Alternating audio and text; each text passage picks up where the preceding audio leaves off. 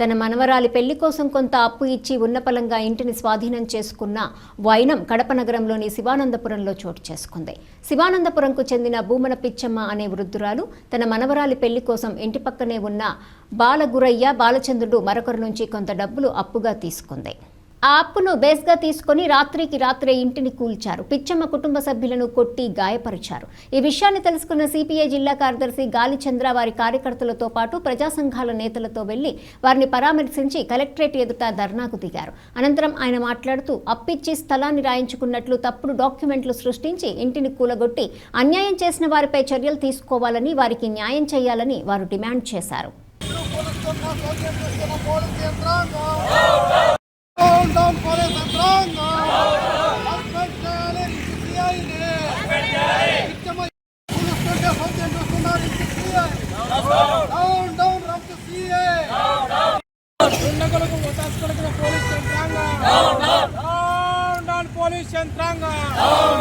గత 2 రోజుల క్రితము కడప నగరంలో శివానందపురంలో నివాసం ఉంటున్నటువంటి వృద్ధురాలు భూమన పిచ్చమ్మ అనేటువంటి వృద్ధురాలు తన మనవరాలు పెళ్లి కోసం అని చెప్పి అక్కడే ఉన్నటువంటి బాలగురవయ్య బాలచంద్రుడు మళ్ళా వాళ్ళకు సంబంధించినటువంటి వాళ్ళ నుంచి కొంత డబ్బులు అప్పు రూపంలో తీసుకుంటే ఆ అప్పును బేస్ చేసుకొని వాళ్ళు ఉన్న పలంగా రాత్రికి రాత్రి మొన్న మొత్తం ఇండ్లను కూల్చి వాళ్ళ మీద దాడి చేసి ఆ ఇంట్లో ఉన్నటువంటి సామాన్లను మొత్తం తీసుకొని పోయినటువంటి ఘటనను అఖిలపక్ష పార్టీలు ప్రజా సంఘాలు ఇవాళ ఆ కూల్చినటువంటి ఇంటిని ఆ బాధితులను పరామర్శించి ఈరోజు కలెక్టర్ ఆఫీస్ కాడ ఆందోళన చేస్తూ ఉన్నాం.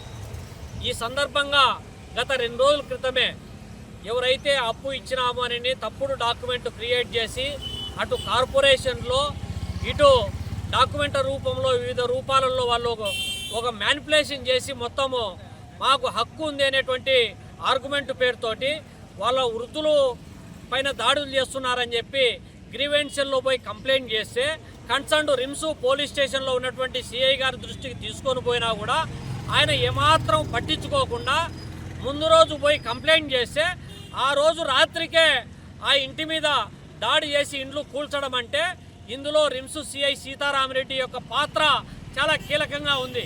ఇవాళ కడప నగరంలో ఉన్నటువంటి పోలీస్ స్టేషన్లో ఒక పక్కేమో బయట సివిల్ పంచాయతీలు చేయము అని పెడతారు. కానీ ఇవాళ రిమ్స్ పోలీస్ స్టేషను రిమ్స్ ఫైనాన్షియర్లకు అడ్డాగా మారిపోయింది, కాల్మనీగాళ్లకు అడ్డాగా మారిపోయింది. బాధితులు పోయి కంప్లైంట్ చేసినా కూడా ఇంత జరిగినా కూడా 24 గంటలు దాటిపోయింది. ఇప్పటికీ కూడా ఎవరైతే దాడులు చేశారో, ఎవరైతే ఇండ్లను కూల్చారో, సామాన్లు తీసుకొని పారిపోయినారో వాళ్ళపైన ఒక కేసు అంటే ఒక కేసు లేదు, వాళ్ళని అరెస్టు చేసింది లేదు. పోనీ ఎస్ఐ సిఐ విచారించడానికి కూడా వచ్చినటువంటి దాఖలాలు లేవు. ఇమ్మీడియట్గా ఇవాళ మేము కమ్యూనిస్ట్ పార్టీ, అఖిలపక్ష పార్టీలు, ప్రజా సంఘాలు డిమాండ్ చేస్తున్నటువంటిది ఏమంటే ఈ మొత్తం వ్యవహారంలో సిఐ సీతారామరెడ్డి పాత్ర చాలా కీలకమైనటువంటిది. ఇమ్మీడియట్గా ఎవరైతే అందులో దాడులకు పాల్పడినారో, ఇండ్లను కూల్చినారో వాళ్ళను అరెస్టు చేయాలి, వాళ్ళపైన క్రిమినల్ కేసులు నమోదు చేయాలి. ఇందులో వన్ ఆఫ్ ద ముద్దాయిగా రిమ్స్ సిఐ ఎస్ఐలను చేర్చాలి. ఇందులో వీళ్ళు దళితులు కాబట్టి, ఎస్సీలు కాబట్టి వీళ్ళు కంప్లైంట్ ఇచ్చినా కూడా సిఐ దృష్టిలో వీళ్ళు అసలు మనుషులుగా కూడా ట్రీట్ చేసినటువంటి ఒక వివక్షత ఏదైతే ఉందో, అట్రాసిటీ ఏదైతే ఉందో దాన్ని వర్తింపజేయాలని చెప్పి కూడా డిమాండ్ చేస్తూ ఉన్నాం. కలెక్టర్ గారు, అందులో ఇక్కడ కడప ఎమ్మెల్యే గారు తక్షణం స్పందించాలా. స్పందించి బాధితులు ఎవరైతే పిచ్చమ్మ ఉందో వృద్ధ మహిళ, వాళ్ళ కూతురేమో అంగవైకల్యం పెరాలసిస్ వచ్చి ఏమీ చేయలేనటువంటి నిస్సహాయులు వాళ్ళను ఆదుకోవాల్సినటువంటి అవసరం, బాధ్యత ఉంది. కాని పక్షంలో అఖిలపక్ష పార్టీలు, ప్రజా సంఘాలు పెద్ద ఎత్తున ఆందోళనకు దిగాల్సి వస్తుందని చెప్పి హెచ్చరిస్తూ ఉన్నాం.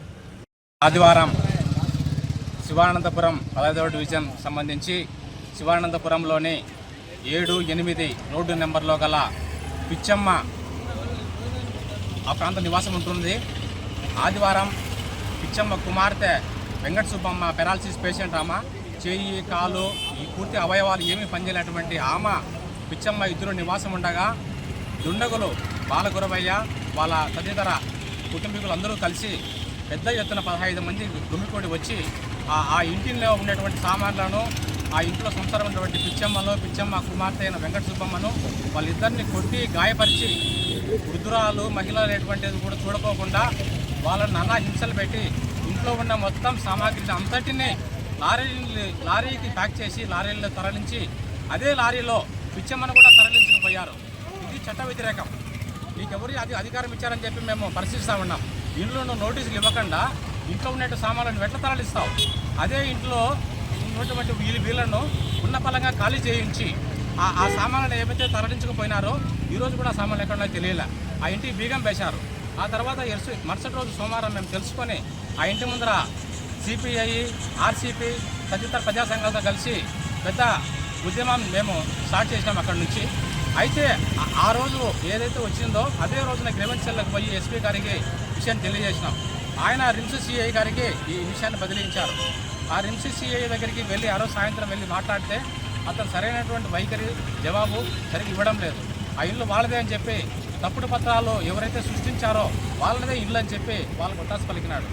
అదే అట్లా ఉండగా మరుసటి రోజు పొద్దున్న మేము ఎంక్వైరీ చేస్తాం, విచారణ చేస్తామని చెప్పిన ఎస్ఐ చంద్రబోసు మరుసటి రోజు 8 గంటలకు వస్తామని చెప్తే అదే 8 గంటలకు ఆయన గంట ముందు జేసీపీ వచ్చింది. ముసలిలోని ఇద్దరిని నిర్దాక్షిణ్యంగా బయటికి నెట్టివేసింది. ఉన్న ఇంటిని నేలమట్టం చేసింది. ఇంత జరుగుతూ ఉంటే పోలీస్ యంత్రాంగాలు ఏం చేస్తామని చెప్పి మేము ప్రశ్నిస్తూ ఉన్నాం. పిచ్చమ్మ కుటుంబానికి తక్షణం న్యాయం చేయాలి, వారి పునరావాసం కల్పించాలి. దాడికి పాల్పడిన బాలగురవయ్య వారి కుటుంబీకులను వెంటనే చట్టపరంగా శిక్షించాలి, వాళ్ళని తక్షణమే అరెస్ట్ చేయాలని చెప్పి మేము రాయలసీమ కమ్యూనిస్ట్ పార్టీగా డిమాండ్ చేస్తూ ఉన్నాం.